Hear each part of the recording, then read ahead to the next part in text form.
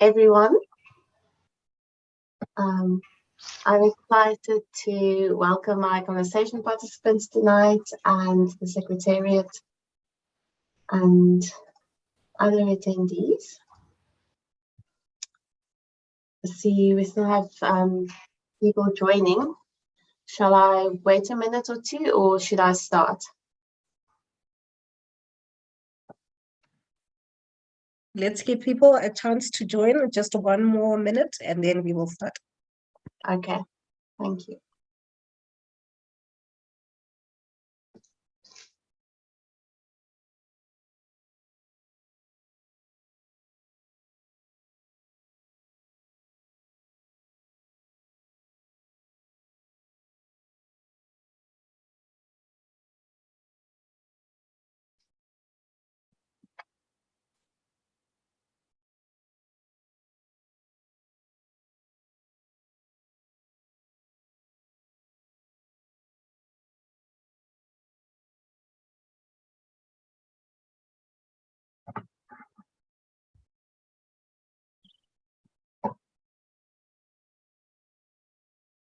Okay, I think we can start. I see some familiar names, some of my colleagues and some of our friends from MathFoms and from Cape Town.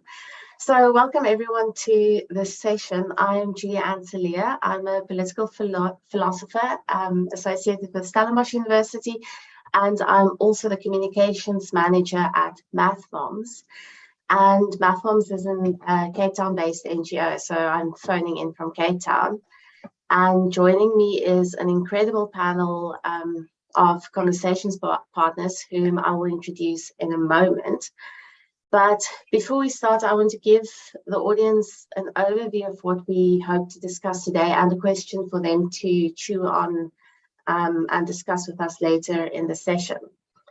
So first I want to start with the work that MathFoms does. So MathFoms, some of you might have heard of us. We are funded by the GI's Resilience Fund, which is how we've come to participate in this conference. And we work in communities in and around Cape Town that are faced with sustained adversity as a result of poverty and unemployment, of historical injustices, but also of violent crimes. And the violent crimes are often the result of gangsterism. So gangsterism is there are many highly organized criminal gangs in these communities in Cape Town that operate across the Western Cape, across South Africa, and I think across our borders. And gangsterism really affects, as you will hear tonight, the community members' lives on all levels and community members of all ages. And what we do as an organization is we don't directly address organized crime or fight organized crime, but we look at the factors that lead to it, lack of opportunities, poor education, and also to the results of it, the breakdown in community relationships and the trauma that may result from organized crime. So what we do is we take people in the community, mothers or youth who are unemployed, and we train them to become maths tutors to foundation phase learners.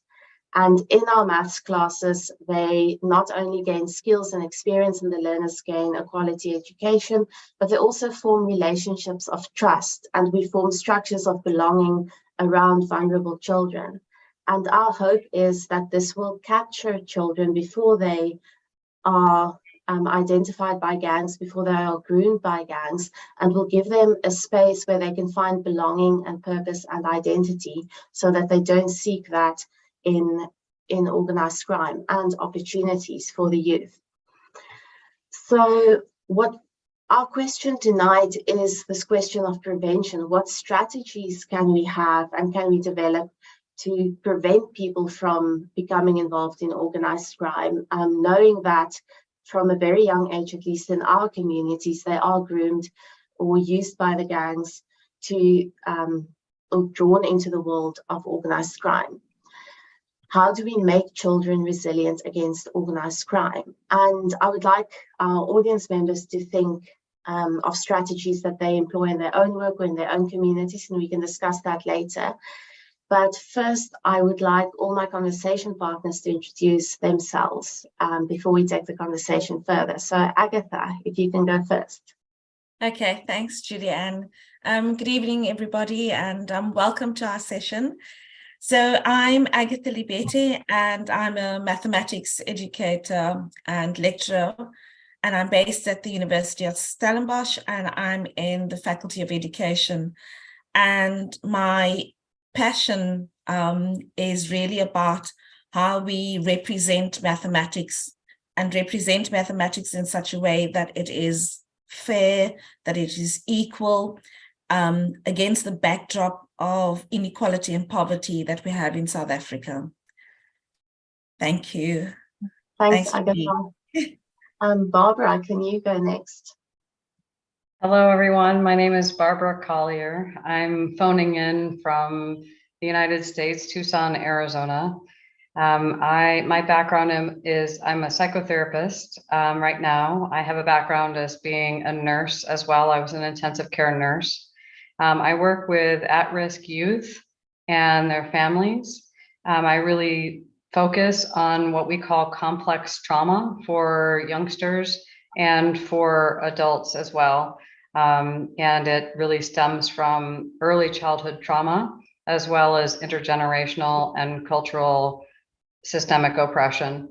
And we see the impact of that on the people's lives early on, and how it affects an entire lifetime as well as generations. I look forward to being in this panel with you all. Thank you. Thanks, Barbara. We're happy to have you here. And finally, Dorcas. Well, good evening, everyone. My name is Dorcas Etang, and I'm a senior lecturer in political science at the University of KwaZulu-Natal here in South Africa. My background is in conflict transformation and peace studies. And so my experience has been working at the grassroots level in countries that have experienced conflict and working in helping to restore peace and build the capacities of local communities to respond and build their communities for long-term peace and stability. And my interests range from organized crime.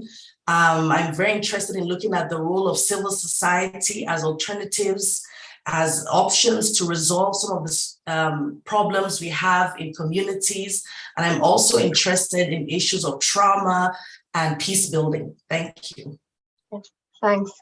And so Agatha, Dorcas, and Barbara have all been involved at MathBombs in some way. We participated in Dorcas's work on civil society's role in organized crime. Agatha is on our advisory board, and Barbara has provided training, which she will elaborate on later, to help us develop our trauma-informed approach and the trauma support offering that we have in our program. So my first question, I think, to kickstart the conversation for audience members who may not be familiar with the context in South Africa, Dorcas, could you give us an overview of organized crime in South Africa and how that impacts communities on all levels?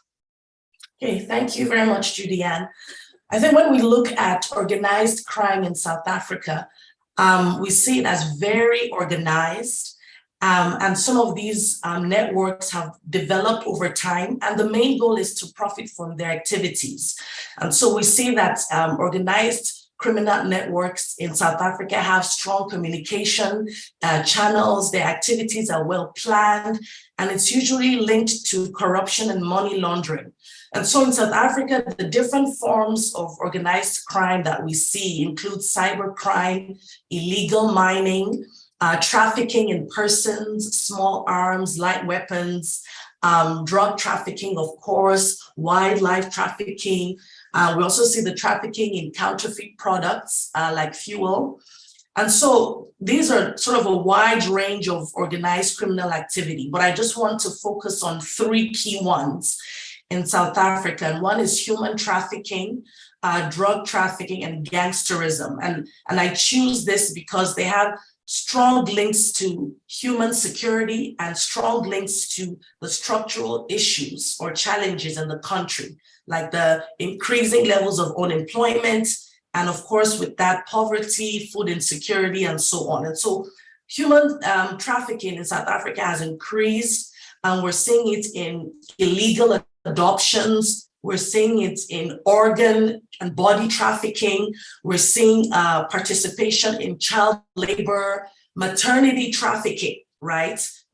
Babies and so on, and trafficking for non-commercial sex purposes. And so with human trafficking, we have both South Africans and foreigners victimized or victims in this process. With drug trafficking, South Africa has major ports. One is in Durban, and so it has become an international route in drug trafficking. We've seen drugs from the country end up in Mozambique, in Angola, Europe, Hong Kong, Australia, and so on. And so because of police corruption, because of strong transport networks, because of insufficient resources to fight organized crime, we see that drug trafficking has flourished. The third is gangsterism.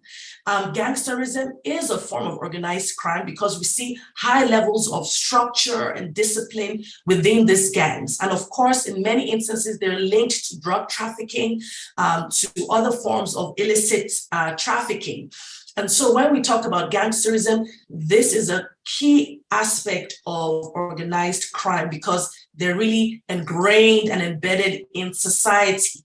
And so this is just sort of an overview of organized crime in South Africa. Thank you. And what we see in our work especially is that impact that these organized gangs that you spoke of have. So Cape Town also has a big port. And you spoke about the drug route and then how that seeps into communities with drug abuse, substance abuse, kidnappings, all of these things, and this constant fear in which people live. And then the threats from the gangs of exploitation and extortion for business owners, for schools, all of those things. Can you comment from your experiences, what you've seen in communities, the effect that the presence of gangs or the presence of organized crime networks has? Absolutely huge impact when we look at organized crime. And I think at the school level, at the family level, at the community level, that's where the impact is felt the most. And so schools, for example, are a reflection of communities. So if communities have gangs, if communities are exposed to drugs, if communities are victims of human trafficking, this will relate to schools. And so gangsterism, for instance, has a huge impact on communities. And we know that people have lost family members to gangs. Others have been silenced and threatened. Others have been groomed, as you said, Julianne, in the beginning, from a young age to participate in various illicit activities. And of course, this has impact on the community structure. Community should be about love and support, but we see that there's a lack of trust in communities because you do not know who to trust. Your neighbors are perhaps enemies. There's a high level of insecurity in communities. This is what organized crime has done. Of course, the trauma aspect is another major one. The victims of organized crime have to rebuild their lives. There's mental, emotional damage.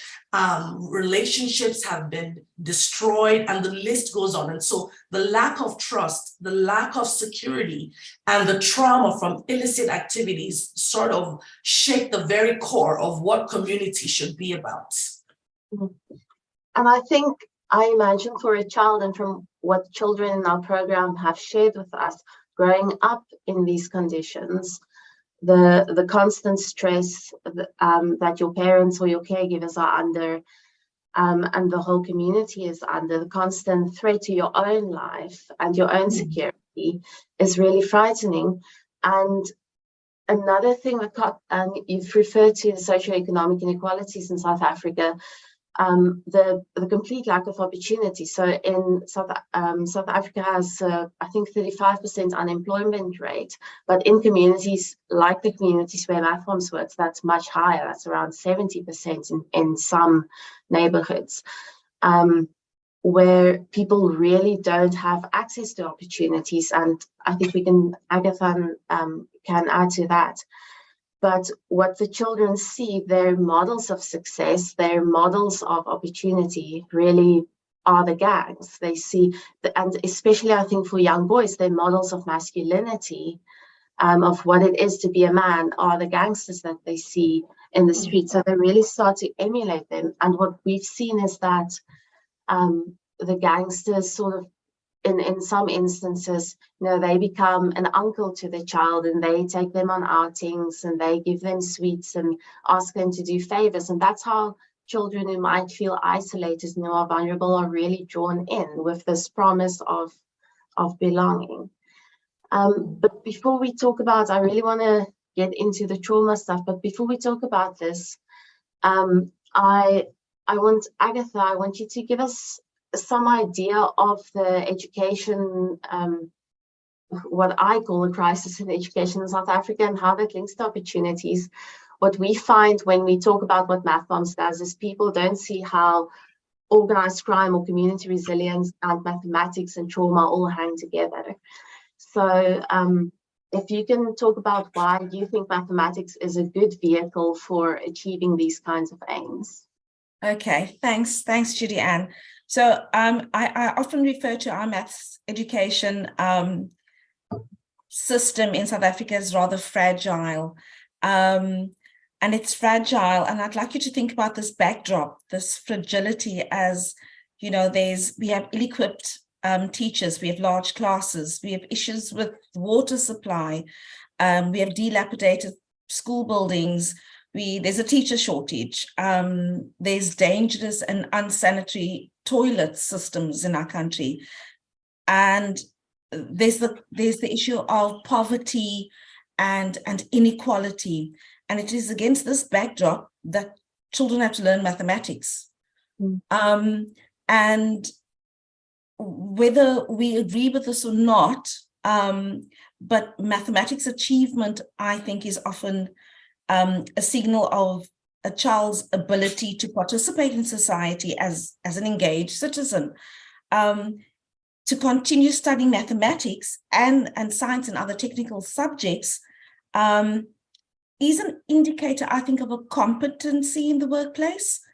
So if you can do maths, if you're good at maths, it allows you access, whether or not sometimes you live within this backdrop that I've described. So mathematics and science and being literate gives you access outside of that community. And often what we have found is, and research has shown that young children have said, what are the reasons that you join gangs? And one of the two strong reasons that have come forward is the home context as well as school dysfunction. And school dysfunction has come up time and time again in research, saying the school is dysfunctional, my teachers don't support me, I'm not good at mathematics. So being good at mathematics almost implies a way out of where I am. It defines and gives you access to possibilities. And I think it's that concept of what could be, what might be. Can my life be different to my home situation? And so mathematics, debatable or not, is rather a key indicator, I think, of the well-being of our educational system. It really predicts the availability skills for post-secondary education, for training, for the economy. And I think it continues to be a contributor to inequalities of access and income. And we've got to that's what we try in Maths Moms, is to change that concept. And for a child to be able to say, I can do maths. And so you're changing that disposition, and you're creating a sense of agency with a subject that, if you don't like it, you can't do it, it makes me feel bad, I'm actually traumatized by it, therefore I can't, and I'm just going to give up. And often mathematics is the contributor, is the driver for trauma in children. But in Maths Moms, what we do is try to flip that over and sort of say, how can we use mathematics to soothe trauma in a way? So for me, it's about access. For me, it's about the concept of mathematics for all, and that in that concept of, if it's accessible, if homes and school can become safe places, I think, through mathematics, which is a weird concept, I think, then I think it will change children's disposition and allow them access to economic freedom, basically. And I mean, I can absolutely say that we have seen that change in the Math Moms program, where children come in. So I said we work with foundation phase, so that's, we work with grade 2, 3, and 4 learners. So that's ages 8 to 10, which, like I said, is around the same time when the boys start playing at being gangsters, girls perhaps as well.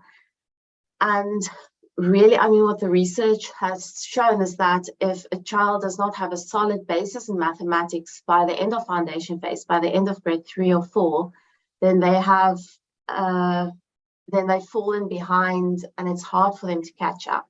So you spoke about how the school classrooms are very full. The schools don't have a lot of resources, and they're working, remember, with like traumatized children who are hungry, children who are coming from homes where they may have suffered some traumas or adversities, children who may have been victims of the violent crimes. So it's difficult circumstances to work under. And then the child, like you said, doesn't have the confidence in themselves. So they go through life thinking, I am not clever enough, I don't have opportunities. And down the line, they drop out of school before finishing. Or we see a lot of schools in poorer communities not offering mathematics as a high school subject, not offering science as a high school subject, which precludes so many opportunities for those students. And this feeling of powerlessness really comes out in the children that we work with. There's one example I always go back to of a 12-year-old boy who told one of the people in my program that the only time he feels recognized, the only time he feels like he is somebody, is when he has a gun in his hand. So what we want to do at Math Moms is really to make children feel that they are somebody, that they are capable, that they can do mathematics, that they can problem solve, that they can change their lives. But I want to shift now to, so you've spoken about how mathematics traumatizes us, and I think many people will be able to relate to that. And Dorcas has spoken to the trauma that results from organized crime. Barbara, you mentioned that you work with children who carry the burden of complex trauma. Can you give us some indication of the impact that untreated trauma has on children, on their ability to learn, on their ability to connect to others? Yes, thank you, Judy-Ann. So I think maybe just a brief check-in about trauma in general might be useful. So what is trauma, and why is it such a big deal? So trauma can be an event or a series of events that have happened to us that we were not able to process. And it can also be that's sort of the regular trauma. And the more complex trauma is when we are embedded in an environment where it's sort of coming at us at all sides. And particularly when we're in our younger years, when we're trying to learn about who we are, then we start to learn about who we are through the traumas and these negative experiences. In shorthand, we say that trauma is anything that happens too fast, too soon, and without adequate support. And so the outcome of that is a sense of overwhelm. And with our bodies, when we get overwhelmed, we do what animals do, which we go into either fight, flight, freeze, or collapse. And so when we're in those modes, the chemicals that are in our bodies aren't supposed to be in our bodies for a very long time. They're supposed to be quick. They're supposed to kind of take us out of danger and solve the momentary threat or let us get to safety. And then we get to settle and those chemicals go away. But when we live in a really stressful environment and threatening environment, those chemicals are in our bodies more like 24/7. Those chemicals have an impact on how our brains develop when we're young. Those chemicals prevent brain development and neuron development. And so we know that young people who have had a lot of trauma, who have had a lot of exposure to stress for whatever reason, to actual threat or perceived threat, who have a variety, a caregiver who might have a lot going on for themselves, might not be able to attend to them. These create circumstances that creates a lot of stress in the child, producing these chemicals that prevent us from literally thinking and thinking clearly and being able to have perspective. So what trauma is something that when Dr. Peter Levine, who's my teacher in the world, I have a very body-based approach to working with trauma called somatic experiencing. He really says that trauma, the greatest impact of trauma is that when we're in the moment that we're in, we can't really respond accordingly. We can't respond accordingly because we're not really able to perceive the moment that we're in as being accurate. Because something that happened back then is still informing our system for what's happening, how we're assessing and understanding what's happening in the moment. And listening to you all and, remembering when we were all together talking about Math Moms and being with that, for me, I work with young children, very young children, and math is a way, it's in everything, it's a way that we can support thinking. It's also very tangible. And so a child can hold one stone and understand this one stone is one, and this other stone is one. And when you have these two together, it's two. And so it's very body-based. And so it helps people know outside of this level of thinking, knowing, this body-based knowing. And when we are connected with our body-based knowing, we can make better decisions because then we are able to see what's actually happening around us at the time. And so these are the things that become impaired when somebody has extreme trauma. When they have complex trauma, the thinking processes are they're literally not linking up. There's challenges in relationships. There's challenges in, can I take care of myself? Can I put my clothing on? Can I, wash my hair and take care of my body? Can I care for others? Can I care for myself? These are all major things that we all need to be connected with in order to get through life. Let alone, and especially to have a job at some point, to have a relationship, to learn. I think that complex trauma really the biggest negative outcome is it can really extinguish, and especially with organized crime and children who are exposed to a lot of these traumas too early, it can extinguish the love of learning and the access to learning. And we need to learn throughout our lifetime, whether we're in a classroom or not. We need to learn from others. We need to learn from the moment that we just had. We need to learn in jobs. And so I think that that's all, the impact of it is just on every layer. And then we see when kiddos grow up and then they do get in relationship, they're more likely to carry on that same trauma. And we have intergenerational trauma. And then we have people go out into the world, they're part of the cultural trauma as well. And so we say that hurt people, unfortunately, and that's the easiest way to think about it. And until we can support the hurt in being resolved, hurt people are still going to hurt people.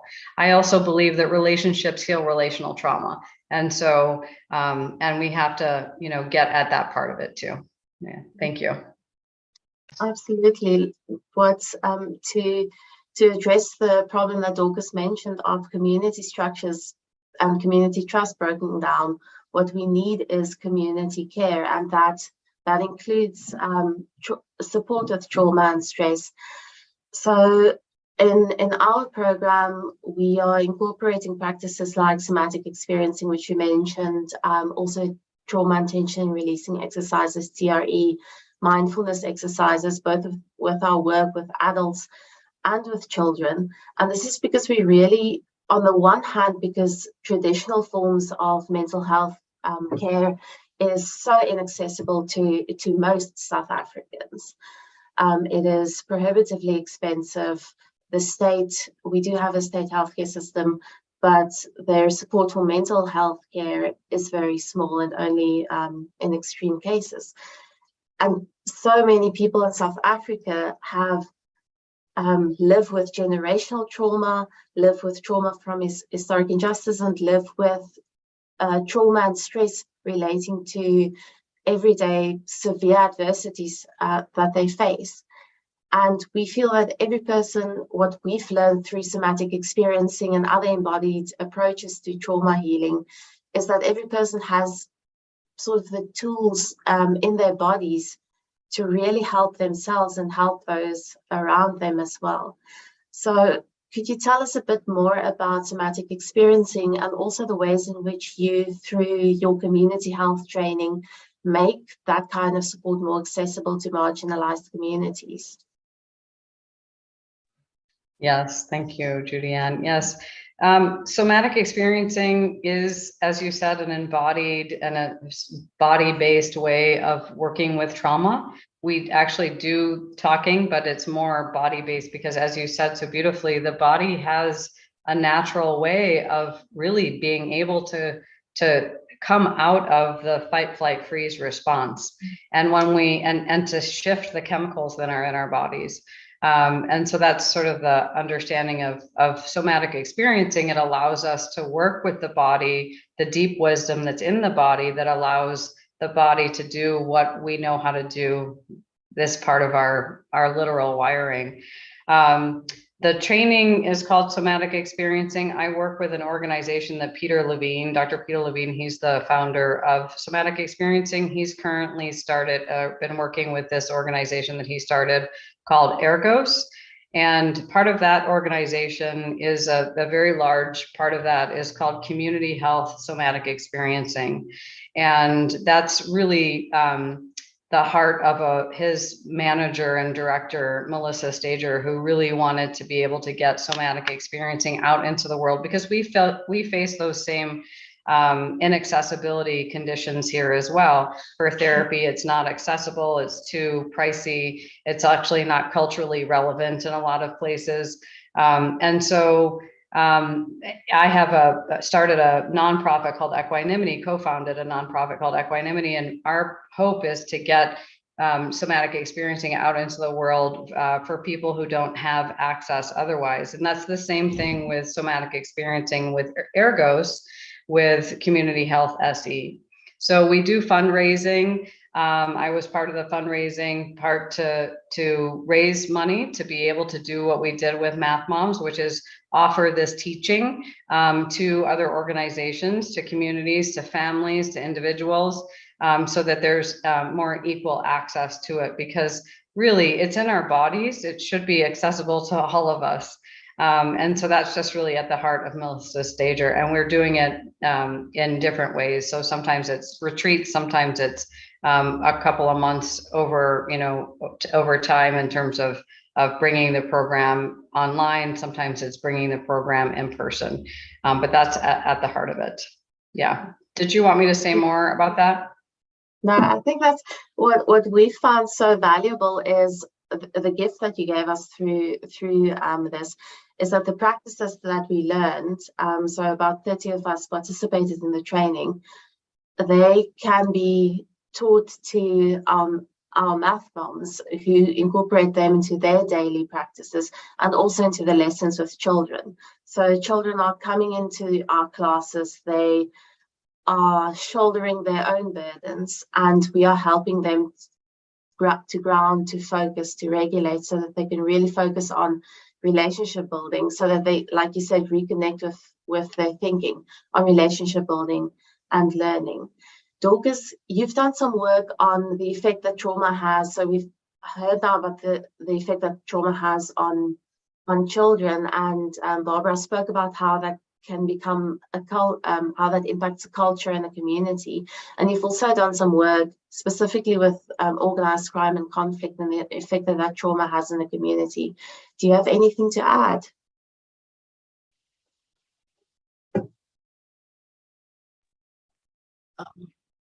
Yes, I think especially when we look at conflict, and with my experience with conflict on the African continent, trauma is a very researched, under-examined area. And this has huge implications. And when we talk about intergenerational trauma, this becomes quite evident, because what you see is that in a post-conflict context, many young men and women, children have not really dealt with the trauma they've experienced from the conflict. And this trauma is brought on by seeing the destruction of your community, attacks on your family, family members being killed, family members being kidnapped, children being recruited to become child soldiers. So in a conflict context, there's a lot of trauma that many individuals, young children face. But then the challenge is, in a post-conflict context, the focus seems to be more on economic development and how do we build the capacity of the state and so on. And many times issues of trauma are sort of left unaddressed. In instances where young people have to migrate to safer spaces or safer countries, there's also a whole nother set of trauma that they experience. Many of them are new countries, new areas without family, having to rebuild their structures again, their relationships again. Sometimes many homes have no adults, sort of heading the home, and children now have to protect or be the head of the home and provide for their younger ones. And we see this as well in many countries, even in South Africa. Some of these issues are very prominent. And so when we talk about trauma, it varies, right? You can have it in the conflict context, and then in the post-conflict context, and then in communities, host communities that young people settle in, women who've experienced sexual slavery, who've been kidnapped, abducted from as young as 10 to, and the list goes on of some of the horrific experiences, even with organized crime. Children as young as 10 are recruited or abducted. And why is this happening? Because we have to look at the structural issues in the community or in a specific country or state. There's high levels of poverty, living people with very little option, families sometimes giving up their children to engage in forced labor, unemployment leading to, some will say, boredom, and giving young people so much time to get involved in illicit activities and crime. And so there needs to be solutions that deal with trauma, but also the factors or the conditions that birth trauma as well. And so this is what we're seeing when we look across various conflict contexts and various societies. And I think that resonates with what Barbara said, that hurt people. So these cycles, when people are traumatized, these cycles of violence, these cycles of people hurting each other in various ways continue. And like Barbara said, the ways in which we form relationships and connections is off in a way, which opens the door for people who desperately want to connect, perhaps connecting with dangerous elements. What strategies, Dorcas, would you like to see implemented by, so you said recently you've done research in civil society organizations. What strategies would you like to see implemented, and how do you envision, like you said, trauma becoming a focus in our approaches, our preventative approaches? Yeah, something that is of particular interest for me is the need to explore alternatives. And when I say this, there seems to be huge reliance on the states or the government to sort of be the provider of support, the one that sort of releases the resources and so on. And we're saying that this has not really brought the results that communities require or need. And so there needs to be more focus on alternatives like math moms, where you're working within a specific context and you're sort of in tune with the realities on the ground. And so where is that space for organizations like Math Moms and other like-minded organizations, civil society organizations that are based on the ground to begin to work within those communities? The second thing, and this goes on to other institutions like religious institutions, educational institutions, families as well, right? So these are all alternatives that we need to explore. And I say this because they're as close as you can get to where organized crime seems to flourish and so on. The second thing is there needs to be a security response in the sense that who are the sources, or what are the sources of organized crime? And are there structures in place to prevent their activities? And so this will require, of course, law enforcement engagement, but the data shows there's high levels of corruption, and cooperation between law enforcement and organized criminal groups. So there needs to be accountability, and there needs to be consequences in cases like this. And so a security approach tries to find where the source is and nip that and try to stop their spread. And of course, there's the whole other element of more of a human element, the human security approach, the human rights approach, where we begin to look at the victims of organized criminal activity, be it children, youth, adults, whatever the case may be, and begin to work through, as has been discussed, healing and creating opportunity through improving their skills in math, opportunity for entrepreneurship, and just giving them options to rebuild their lives. And because without doing that, then we're sort of not dealing with the aftermath of organized criminal activity. And again, we have young people who are hurt, who don't have opportunity, and so are easily drawn back into a world of criminality and organized crime. So I think a security approach, the need to look at other alternative actors and groups, and of course, the human security, the human rights element of it. I really like what you said about when we're looking for alternatives or for solutions, look for solutions in communities, in the religious organizations, the families, the homes, because we often talk in these kinds of spaces about the networks, the global networks of organized crime, the drug trafficking through ports and these big organizations. But for the people living in the communities that are most affected by organized crime, it's not this big network, it's their neighbor. Absolutely. It's their friends, it's their family members.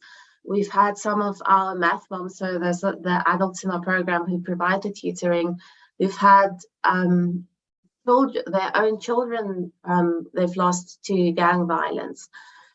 And they live the reality of what organized crime means on a human level. And I think when we look for solutions to and especially from a preventative standpoint, to go there where the people are. And what we've seen in MathMoms, and we do all that we can to really make our program responsive to the communities and to make them really that the communities give life to them. So it's not this program that's imposed from the outside, is that there's so much. So the stories you hear about these communities in Cape Town, stories of gangsterism and people being kidnapped, and that's what you see in the newspapers. But there's so much potential to develop, and that due to everything you've mentioned and Agatha mentioned, is very often going to waste. There are so many people with talent, the talent and the desire to bring about these kinds of changes. They just need the opportunities that you mentioned. Agatha, relating to the education system, what changes would you like to see in our education system to address all the problems we've just discussed? So I think one of the things that MathsMom does is that really works is from the community, from the streets. And according to 2020 Stats South Africa, 42% of children live in households where the mother is the primary caregiver. And what MathsMom does is take this mother within this community of poverty and just dysfunction, and allow her to and empower this woman through mathematics and trauma counseling, and allow this mother then to become mothers to other children, and then tutor these children in mathematics. So you're changing the role of the woman. She's still mothering, but she's mothering through mathematics. We've also got young people that come from the streets, that come from the community, that are teaching young children and tutoring them in mathematics. So you've got these 8, 9, 10-year-olds seeing women differently, seeing young people, and they're seeing different role models, and they seeing this role model through mathematics. And I think that's interesting. So so you change, and we've got a mathematics room at each of the schools. So the schools then become, and the children see a safe space. There's this one room in which I learn maths in a completely different way, in a safe space. The mathematics that's presented to me allows me to feel I can do this. I can figure this out, and it's even okay to get something wrong, but I'm going to keep trying. So starting from the streets for me is incredibly important, because the mathematics that's offered then in the streets is just phenomenal, is amazing, is of high quality. And then I think moving from there, seeing that we've got I'd like the entire school to take ownership. And it's exactly what Dorcas said. We don't have to wait on government, okay?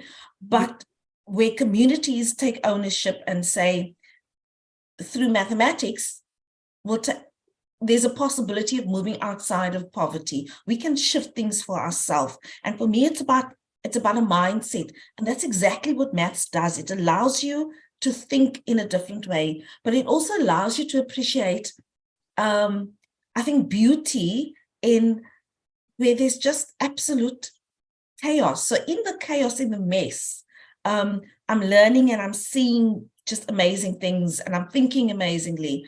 And I think if it starts from there, I think that's important.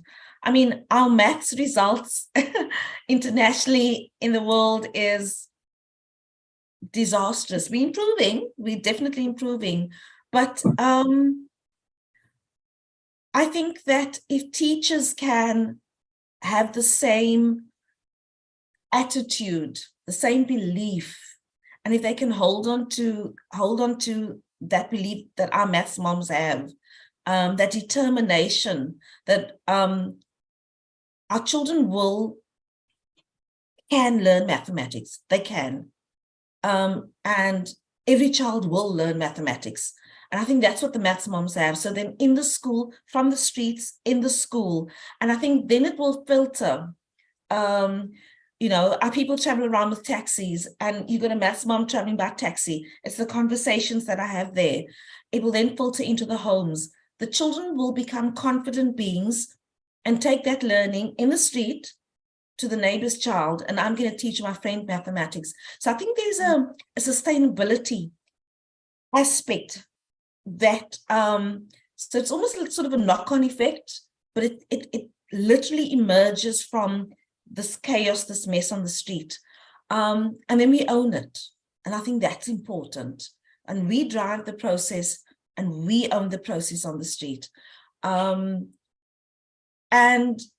then government allow them to do what they need to do. And let's hope that they will.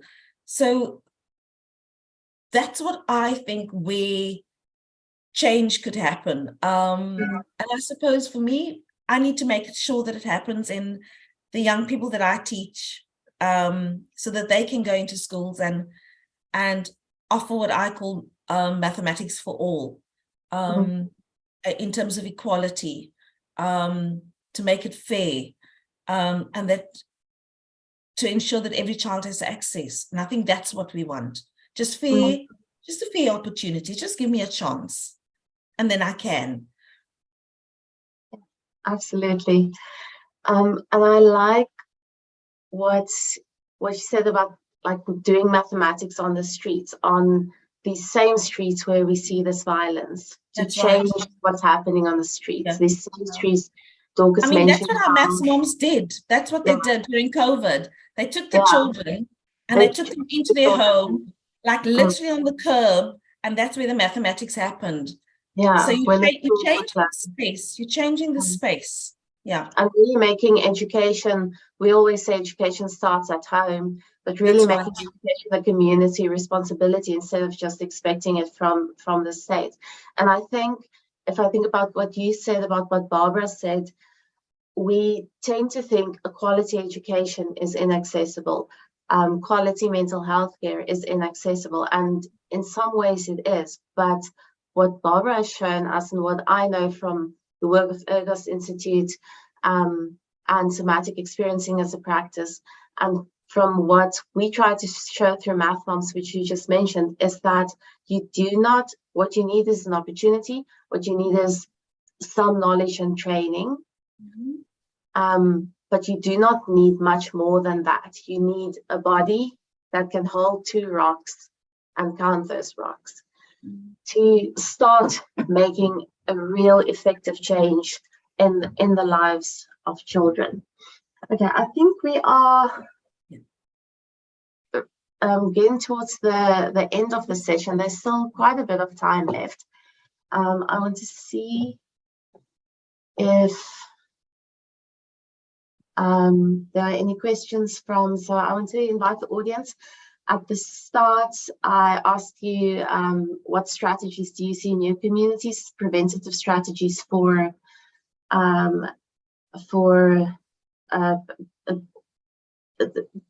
creating resilience against organized crime, or preventing people from joining organized crime.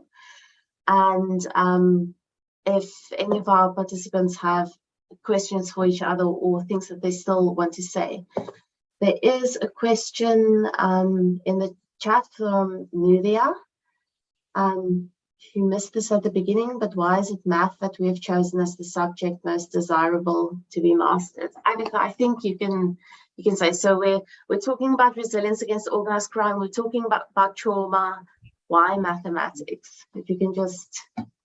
So I think it's because South Africa is such an unequal country. Our maths results are incredibly low. And I'll give you an example of this. In 2019, when our children wrote the international test, The benchmark, the pass mark is like you must achieve 500 points. 400 is like the lowest, that you should attain. And we received, our children got 389. In 2011, it was an absolute disaster. It was much lower than that. And that was when the socioeconomic conditions in the country was just deteriorating rapidly, and unemployment was incredibly high. So what we found was that maths achievement in mathematics seemed to be tied to unemployment, socioeconomic conditions. And so how do you enable a community in that way? One way of doing it is through allowing access and allowing the community to use mathematics, learn mathematics, and learn and master a subject that is seen attainable by those that have. So only those with access to resources can do mathematics. Only those schools where there's electricity, they have computers perhaps. So it's shifting about who can have access, who can do it. And it's taking a subject that actually shifts people into, if you do maths until the end of school and you leave with mathematics, then your access into higher education, it determines what job you're going to do, what job you could do. It determines how much money you're going to earn. And if you take a subject that children know this, and then saying, well, you know what, you can actually do this. And actually, you can actually enjoy this. So it's also about, I think, using mathematics to shift a mindset and to allow, for me, a certain way of thinking. And just in terms of higher level cognitive reasoning, being able to problem solve, being able to say, should I do this? If I do this, let me just try it out. Let me test it. Oh, it seems to be working. Let me try it again in another situation. And so you're actually teaching certain life skills as well, and teaching skills that are transferable for me, and not just in the classroom. And I think what we're doing is saying to the mom that perhaps didn't finish high school, you can do mathematics. You're now in a space to embrace the subject and to learn, and you can now teach others. Just that is huge and phenomenal, I think. You're taking young people and saying, you don't have to go into gangs, but you can teach little children mathematics and literacy. Have you ever thought about it? And so you're changing who they are through mathematics. And so it's about identity even. And one doesn't think about, I think, mathematics in that way, as transforming and shaping identity. And I think for me, just creating a sense of agency where there isn't, where everything just strips away all sense of agency. And also creating, I think, using maths to change those international results, actually. And why not? I think we can do a whole lot better than that. And just celebrating that. Yes, I think that's why mathematics. And if I can add to that, so research on why people join gangs in Cape Town specifically and people who successfully leave gangs and stay out of organized crime, the factors that contribute to that is what they seek in the gang is a sense of belonging, purpose, identity. And this speaks to what Dorcas has shared, what Barbara has shared about community relationships and trust and all of these things. And they can successfully leave organized crime when they have an alternative source of belonging, purpose, and identity. So mathematics is a subject that we teach through play because it lends itself, and that play, so we teach mathematics and we train people to give them opportunity, to give them an identity as I am a maths teacher, I am a child who can do mathematics, I'm a clever child. But they get belonging from the relationship building that takes place in our classrooms. And they get a sense of purpose of discovering themselves through our trauma-based approach, through really letting go of their hurts or transforming their trauma and connecting with others. And we've seen, like Agatha said, a lot of the adults who join our program who never thought they would work with children suddenly discover their passion for becoming educators. And quite a few of them have gone on to become students of Agatha and other lecturers in education and other fields. We had a hand raised, Philia. Now it seems. Sorry, I only came halfway through. I went to have dinner, but I wanted to thank you because what I've heard was very powerful and very moving. And it's less a question, more a comment of different experiences, because I think that we're all kind of listening to same stories. So you talk about maths, and it made me think of a group that I worked with that came to get to know in Naples, and they use the circus as a way of getting them off the street, providing a space, a safe space to find an alternative and to also live out their trauma through circus skills.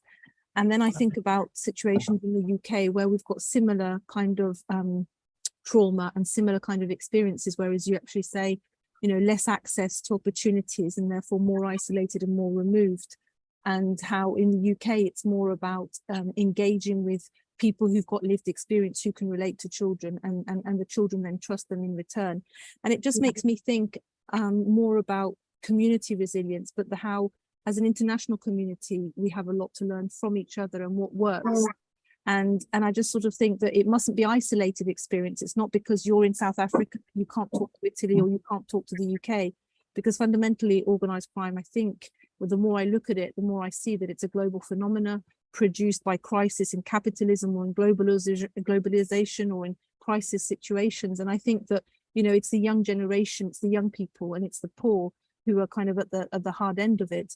And that you know, communities have to be more resilient, but communities are being made more vulnerable in themselves. And I just wonder what the state has to do in all of this. I mean, you know, does the state just walk away because we have less of a welfare state? I mean, I think of the UK where we don't have any youth centres anymore. We have kids who have nowhere to go, and therefore the alternative is, you know, you're going to make up money quickly, and therefore you can buy whatever you want. And I just wonder, you know, from your experiences, you know, do we just not count on the state, and do we just build up community resilience, however long that takes, or is there a partnership between the state and communities where, as you've pointed out, it's the women in the communities, you know, ultimately it's the women, you know, who kind of take on the role of educating and providing an alternative future for the children. So I was just wondering, you know, that dynamic, you know, do we abandon the state, or is there a role for the state? And again, thank you very much. I've been really kind of, you know,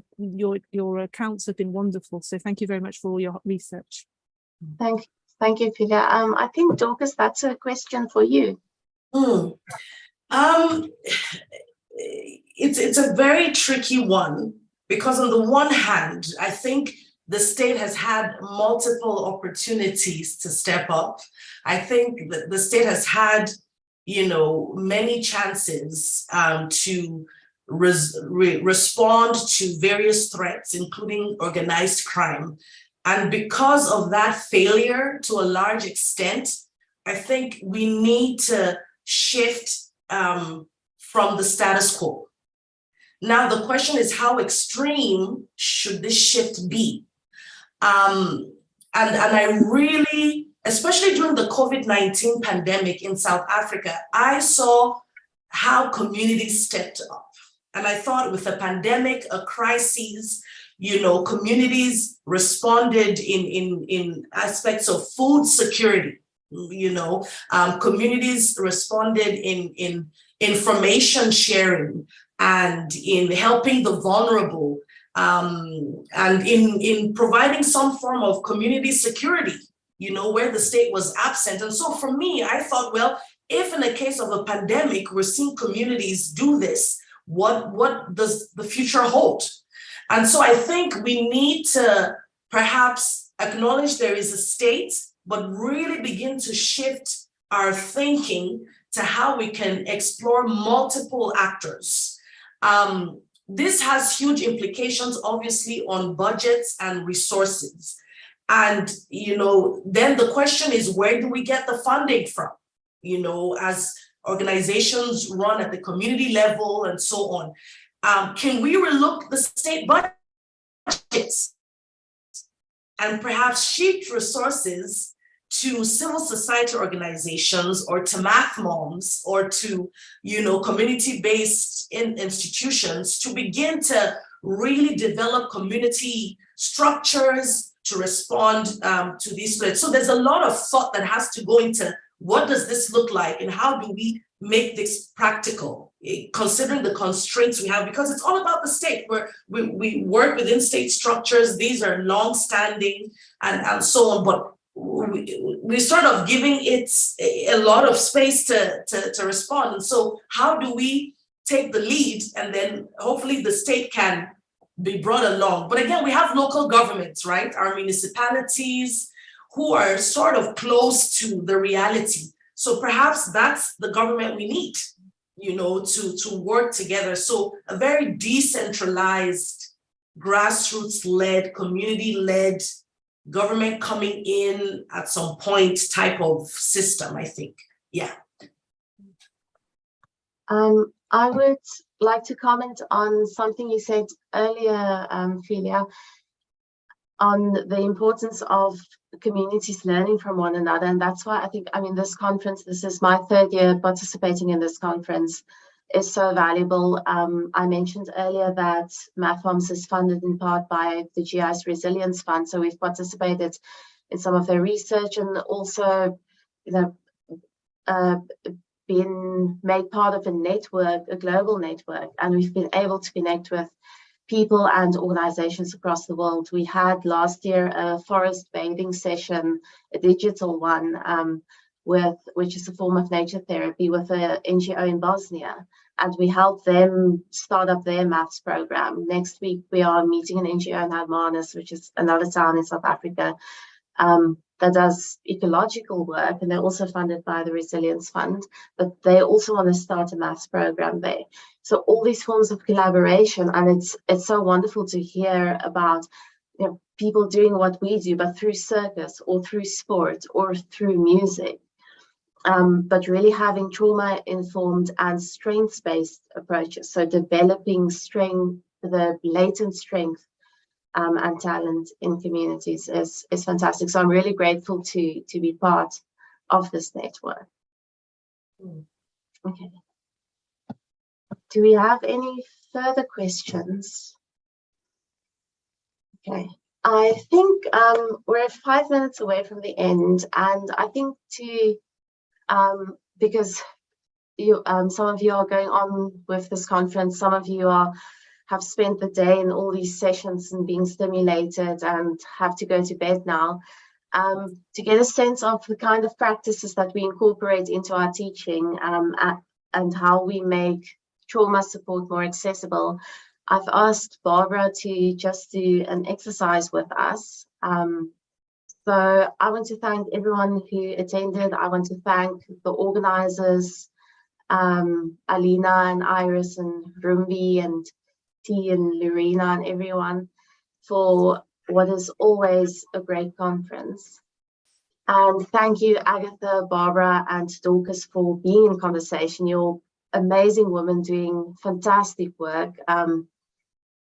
And it's such an honor to be in a room with all of you and to learn from all of you.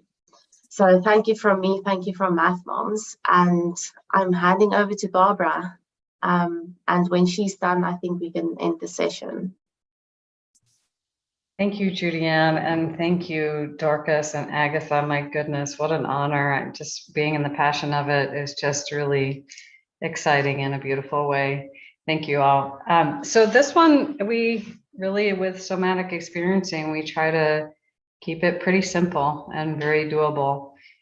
So this one, it'll have two parts to it. The first part is wherever you're sitting or laying down, just let yourself tune into your feet. So see if you can just bring your attention gently to the bottoms of your feet, whether they're on the floor or in a bed or on a footrest. And it doesn't have to be anything sharp focus, just a gentle focus, just kind of just let yourself become aware of the bottom of your feet. And then let yourself become aware of whatever you're sitting on or laying on. Sort of acknowledge whether that's a chair or a bed or the floor, that is supporting you right now. And with that understanding that is supporting you, can you even 1%, there's math for you, even one little bit, let yourself rest into whatever is supporting you that much more, just a little bit.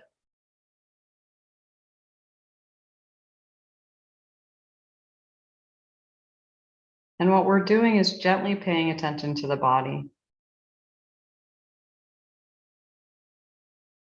The next part of this, if you can, if you're sitting or laying down or on the floor, stretching your feet, your legs out a little bit, crossing one leg over the other. It doesn't matter which one you choose, just gently crossing one leg over the other if that's not going to cause you pain in your body. And then the other is with your arms, just cross one over the other, kind of like giving yourself a little bit of a hug, and rest your arms. So now you're resting more into whatever is supporting you. And then gently let your chin come down to your chest, just a little bit, not too much, and that shouldn't hurt in your body at all. So just let yourself be here with your legs crossed and your arms crossed. Oftentimes, more often than not, this can be very soothing. This can bring a nervous system, a sense of fuzziness, a sense of anxiety. This can bring this down into a sense of more restedness. So maybe for the next couple of breath cycles, I won't say anything, and just notice what it feels like just to be there with your arms and legs crossed, just gently being in your body, with your body supported by whatever you're laying or sitting on.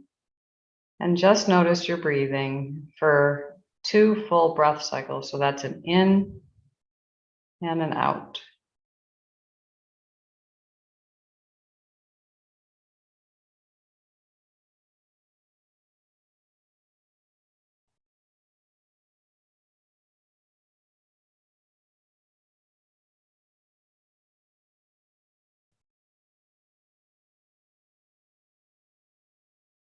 And then let your arms relax and see if you overall feel a little bit more settled, if that brought some of the buzziness or the thinking a little bit down into the body. Sometimes it feels like gravity, which is what we're doing there.